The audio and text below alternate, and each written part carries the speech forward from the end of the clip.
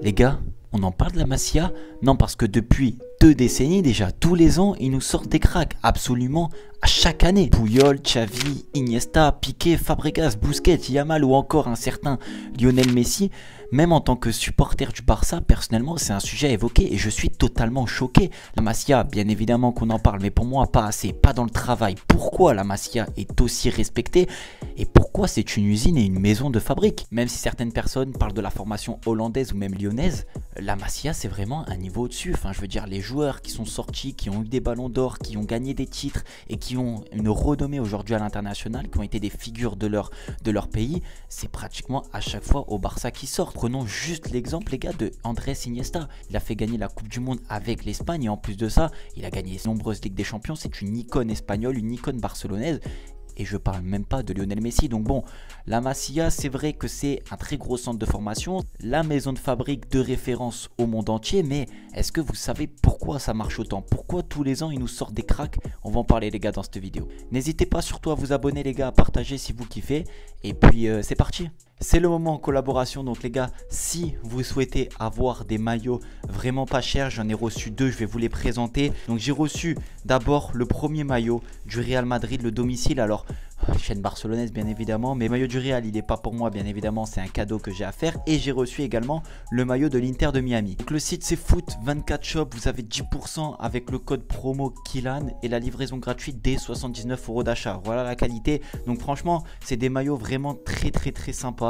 La qualité elle est très bonne, j'ai pas un partenaire qui fait de la qualité vraiment médiocre, avec bien évidemment l'étiquette Adidas, Real Madrid, le flocage derrière de Valverde, c'était la demande du coup que j'ai eu. Donc voilà, Valverde derrière en flocage, très bien floqué, et le maillot domicile du Real, vraiment la qualité est bonne. Et là j'ai le maillot de l'Inter Miami de Lionel Messi, les maillots extérieurs de la saison dernière, avec les badges ici que vous pouvez voir, vraiment très propre. Et puis voilà, le maillot il est sympa, la qualité est bonne, on a les bons reflets, enfin tout de vrai. Bien évidemment je le dis et je le répète, c'est des maillots répliques, mais ils sont vraiment très bien faits.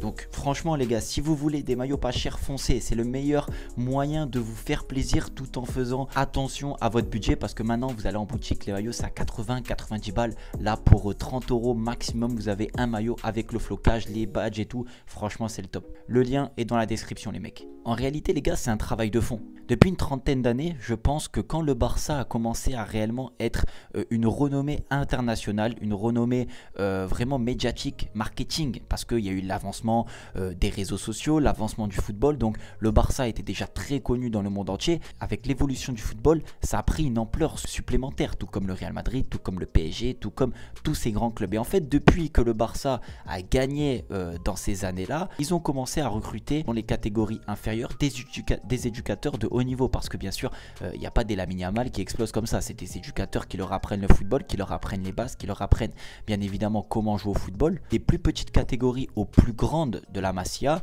les éducateurs ce sont des monstres, c'est-à-dire c'est pas des éducateurs que vous allez voir dans le club du coin, c'est des éducateurs qui ont des diplômes, c'est leur travail. Donc du coup, vous rajoutez un plus, je pense que vous avez tous déjà joué dans un club où l'entraîneur c'était le copain de quelqu'un, c'était quelqu'un qui dépannait, etc. Là c'est pas ça, si vous signez au FC Barcelone, c'est entraînement tous les jours, du lundi au vendredi, que tu aies 7 ans, 8 ans ou même 12 ans, jusqu'à que tu restes au maximum au club, on le souhaite.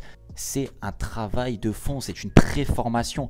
Donc ça, les éducateurs, ils sont formés, ils sont surtout payés pour faire ça. Et depuis que le Barça a commencé à gagner, c'est justement là que le Barça a commencé à investir dans la jeunesse, a commencé à vraiment faire en sorte que la Masia explose. Et on a vu derrière avec des Puyol, des Iniesta, des Busquets, des Lionel Messi. Et aussi un détail les gars, c'est pas que des joueurs de Barcelone qui jouent à la Masia, c'est-à-dire que maintenant, à l'heure actuelle, et depuis maintenant pas mal d'années, même des décennies, les joueurs, les clubs de football professionnels, avec tout ce qui est réseaux sociaux, vidéos, etc., ils vont chercher les meilleurs joueurs dans chaque région. Alors bien sûr, les meilleurs joueurs de la région catalane, ils jouent au FC Barcelone.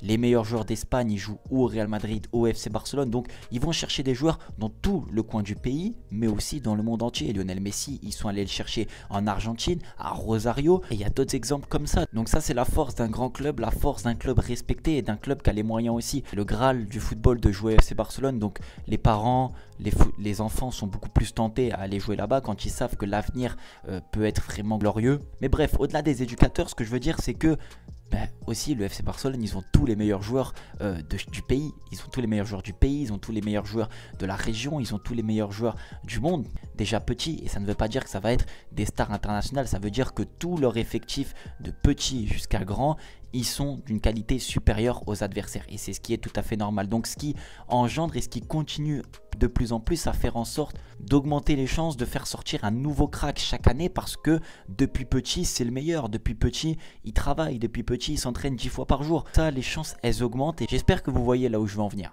Maintenant, pourquoi cette réussite? Alors bien évidemment il y a le talent, on va pas le renier, les joueurs ils sont talentueux, il y a une part de génie quelque part, mais il y a aussi surtout une identité de club, une identité aussi natale. Le FC Barcelone, c'est pas un club commun, tout comme le Real Madrid, tout comme le PSG, et j'en passe. Donc depuis petit, et c'est ce que le Barça fait vraiment de bien, et c'est pour ça, je pense à mon goût, que ça marche. Il y a aussi un parallèle et un club qui le fait, c'est l'Ajax Amsterdam. Alors est-ce que c'est un parallèle ou pas? Johan Cruyff, qui a réinventé le football, est venu au Barça, c'était un joueur de l'Ajax. Il y a des certaines similitudes, et c'est pour ça que aussi l'académie de l'Ajax fonctionne tellement bien, parce que depuis petit, depuis qu'ils sont arrivés au club, ils jouent sur un seul schéma de jeu. Vous m'avez compris, quand c'est du foot à 8, ils ne peuvent pas jouer à 11 joueurs, vous m'avez très bien compris, mais ils partent avec les mêmes idées, les mêmes identités de jeu, et c'est pour ça que depuis tout petit, si tu joues en 4-3-3, et le Barça on le connaît, le schéma de jeu c'est un 4-3-3 avec une pointe basse, donc si depuis tout petit, depuis que tu as 11 ans, 10 ans, tu joues en 4-3-3 avec une pointe basse, ou tu joues avec cette idée de ressortir le ballon, de faire des triangles, de faire de la possession, les gamins, et j'appelle ça des gamins, mais quand ils arrivent dans le haut niveau, quand ils commencent à arriver dans les catégories supérieures, eh ben, ils savent s'adapter, ils savent déjà jouer, parce que depuis petit, ils jouent comme ça, ils savent.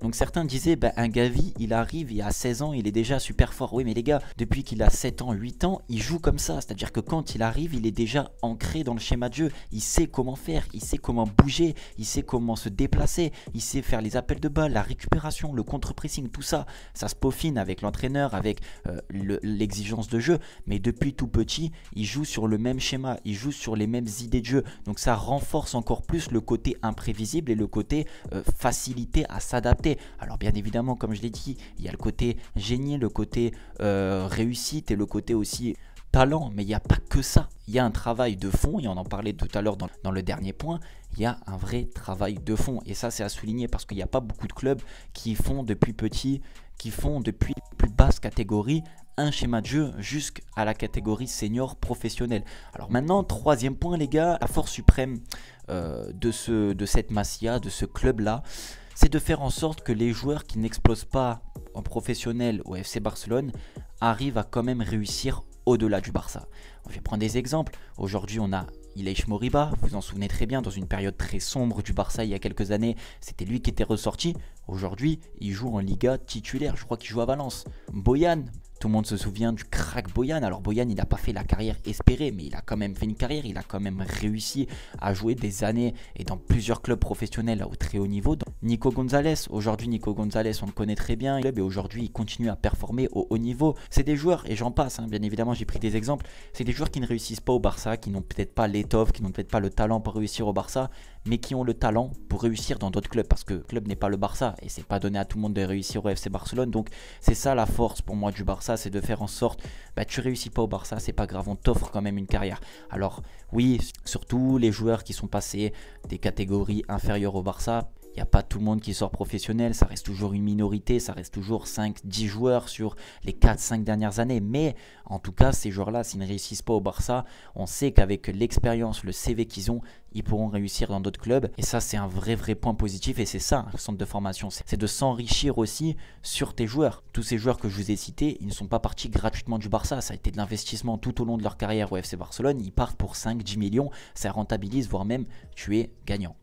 Il y a un point aussi, c'est éviter les transferts. Quand tu es un club et que tu as une préformation, une formation comme ça de la Masia, ça t'évite de faire des gros transferts. Tu peux t'appuyer sur tes jeunes joueurs, tu peux t'appuyer sur tes joueurs. Là, à l'instant T, quand on est en train de parler, on est la saison 2024-2025, les gars.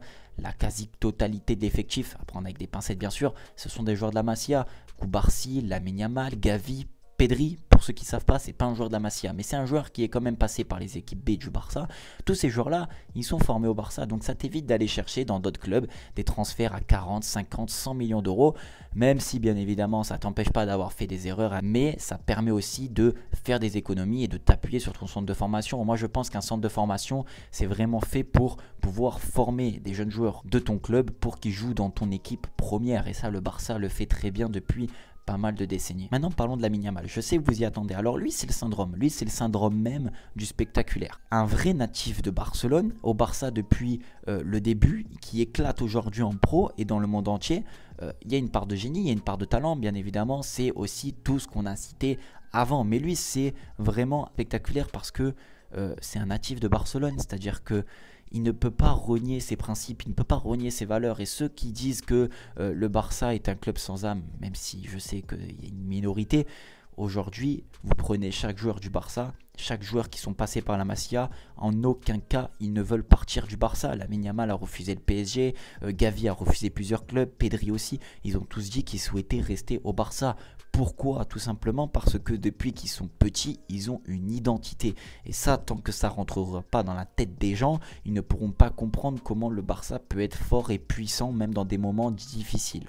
Il y a l'amour du maillot et l'identité malheureusement sera toujours plus forte que tout. Conclusion les gars de cette vidéo un petit peu explicative de la Masia, même si je sais que la plupart vous connaissez déjà l'histoire. C'est une maison de fabrique qui ne s'arrête pas, bien aidée par l'évolution du football, les réseaux sociaux qui ont fait qu'aujourd'hui on peut voir un jeune de 7-8 ans dans les catégories du Barça sur les réseaux sociaux et annoncer peut-être un futur crack. À l'image de Xavi Simons, on savait très bien, on le voyait sur les réseaux sociaux et aujourd'hui il éclate à Leipzig. Donc bien aidé par les réseaux sociaux, bien aidé aussi par les titres glanés par le Barça qui ont fait que ça a remis de la lumière sur ce club et une mise en valeur conclue d'une réussite. Parce que ce n'est pas fini, il y a encore énormément de joueurs et de jeunes joueurs qui peuvent exploser. Je vous donne deux petits noms que vous pouvez tout simplement aller voir sur internet. Tony Fernandez et Jeanne Virgili, deux joueurs cracks qui sont en Barça B, qui sont des cracks. Donc voilà, prenez soin de vous les gars et de votre famille, aimez, partagez si vous avez kiffé. Je vous dis à la prochaine, ciao.